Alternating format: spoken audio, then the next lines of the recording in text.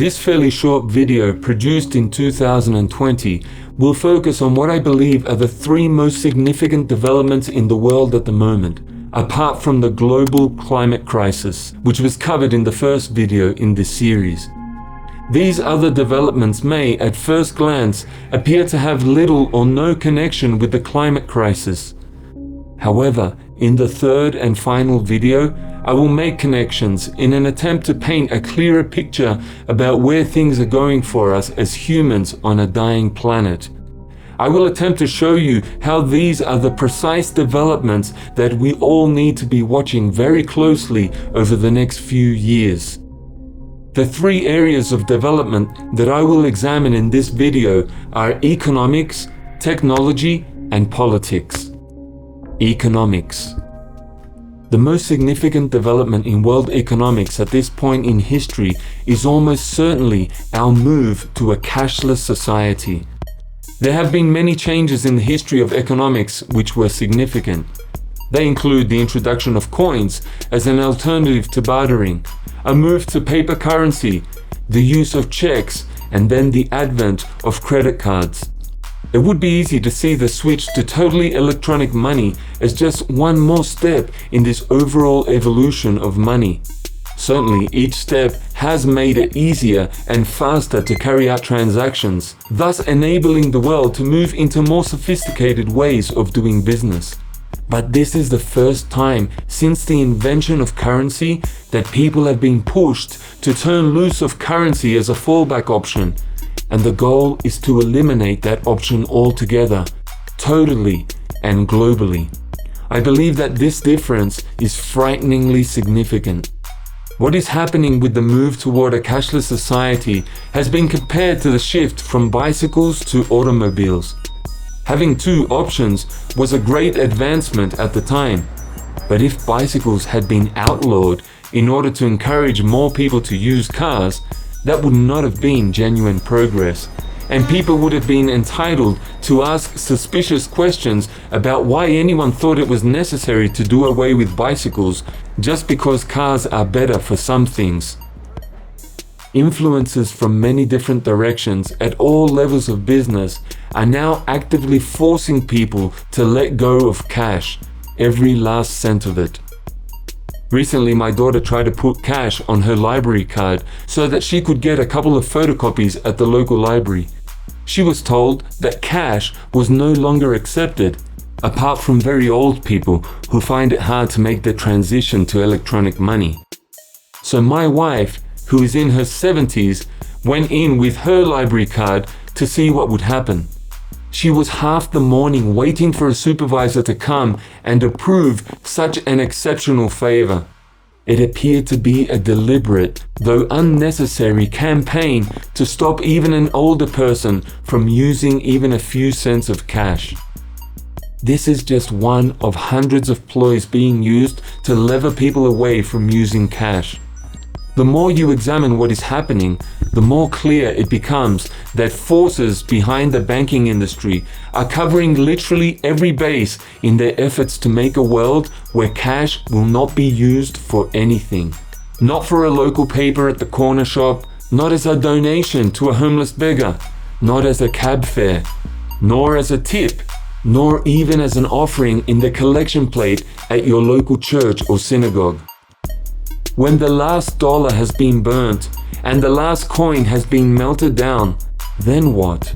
That is when we will discover why it was absolutely essential that all cash be removed first. Mark my words, this worldwide campaign is not so much about controlling international crime, nor is it about tracking down tax dodgers, as it is about something far more sinister.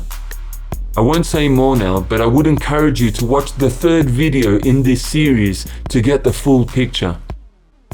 Technology. Now I will move on to a technological development that will have far-reaching implications for everyone on this planet in the next few years.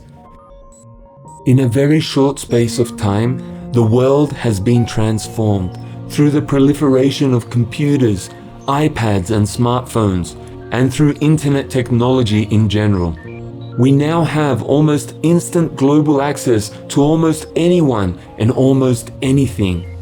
The answers to any question you could imagine are already out there, just waiting to be Google searched. In among all that data is an almost infinite amount of information on you and me, and about almost everyone else on the planet.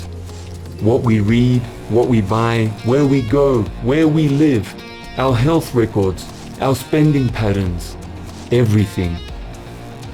Most of us have come to accept all that as being fairly benign, maybe even helpful. It brings us a lot of relevant information, much of it in the form of advertising, and almost all of it unsolicited. Nevertheless, it is, on the whole, information which we find to be interesting and often quite useful. Beyond that, however, most of what is known about people all over the world is just trivial information collecting cosmic dust in cyberspace.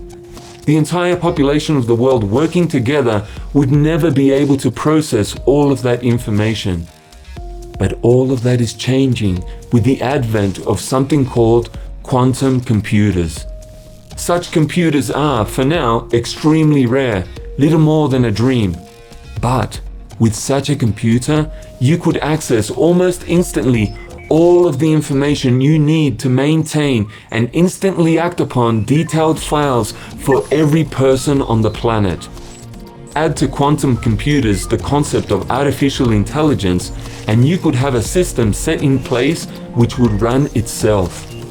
A quantum computer could be programmed to analyze all of that information and make very important life-changing decisions with regard to every one of us.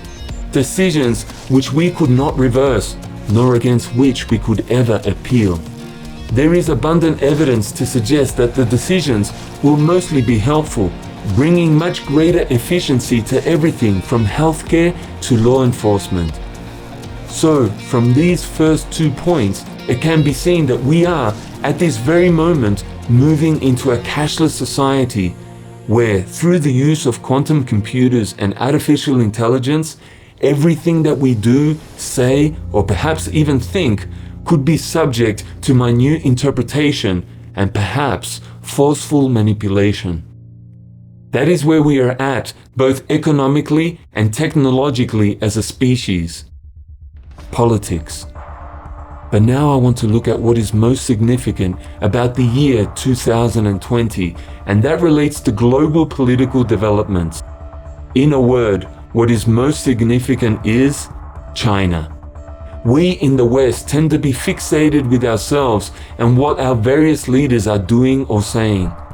In the meantime, the most populous country in the world has, for centuries, kept to itself, a sleeping dragon, as others have put it. But in recent years, China has awakened and begun to flex its muscles economically, technologically, and politically. China is becoming a huge force to be reckoned with all around the globe. China and economics. China has now become the largest economy in the world, outpacing both the United States and the European Union. It has done this partially by using the dollars it gets through exports to purchase US Treasury bonds. China now owns 1/5 of all US foreign debt. That is 3 times more than any other country in the world, except Japan. China has, right now, the ability to destabilize the American economy, causing US interest rates to rise steeply. They could do it just by calling in its American debt, cashing in more than $1 trillion worth of treasury bonds. This would cause the US dollar to collapse. This year, 2020, marks a decision by China to float its own currency, the yuan. By doing this, China would no longer be dependent on the American economy to support its own economy, and China would be far less affected itself if the US economy were to collapse. Just something to think about. China and technology. Technologically, China is also hoping to make huge changes this year, in the year 2020. In particular, China hopes to achieve world supremacy in the production of quantum computers. This follows an announcement late in 2019 that Google had developed a computer, nicknamed Sycamore, that was able to do a calculation in just over 3 minutes, which would have taken the world's previous fastest supercomputer, IBM's Summit computer, 10,000 years to perform. Just one computer with the capacity that Sycamore has would be able to virtually control the world. One day after Google's announcement, China announced that it had developed a light-based computer simulation which would be 10 billion times faster than any supercomputer previously in existence. China's chief scientist on the project, Guo, compared quantum supremacy to the difference between cold weapons and firearms. A rather chilling comparison in a world where some governments show little hesitance about using whatever military advantages they think they have. Certainly, computers like Sycamore, or whatever it is that China has, could be used to control virtually everything on Earth, including all military movements and developments. China and politics.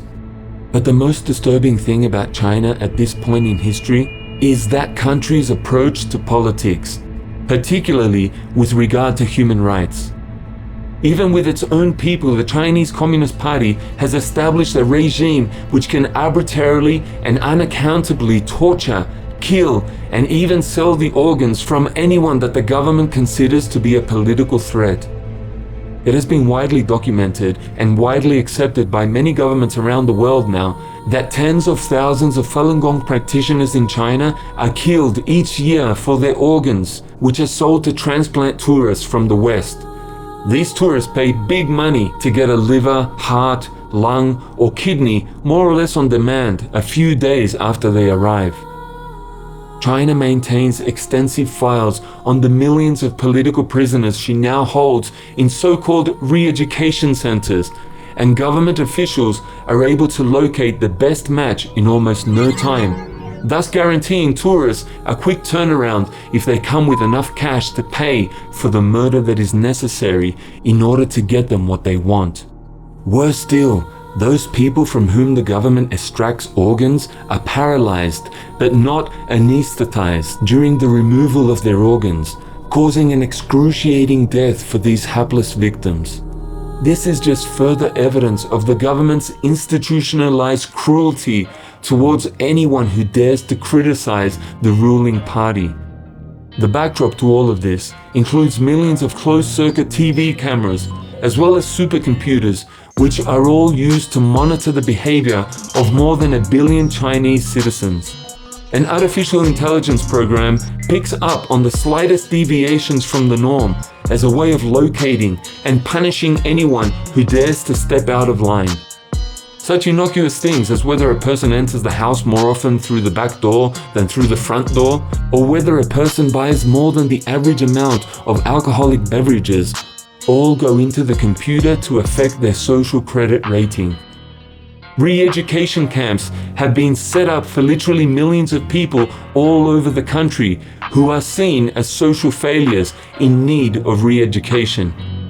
In these camps, people are drilled on such things as the proper way to open a door or to sit in a chair, and anyone who does it wrong is jabbed with a cattle prod until they get it right. All of this is aimed at creating a population of totally obedient, unquestioning slaves, afraid to do even the slightest thing differently to what their masters decree. But of far more importance is China's rapid expansion into other countries, where they're training dictators and training would-be dictators, all in how to implement similar controls over their own local populations. In very small countries, such as some Pacific Island states, it's as easy as offering the leader of those countries millions of dollars in bribes to make Chinese ideology the official ideology of the island. But in bigger countries like Kenya, the Philippines, or Venezuela, the partnership is far more complex and far more sinister, as local leaders are tutored on how to control their populations.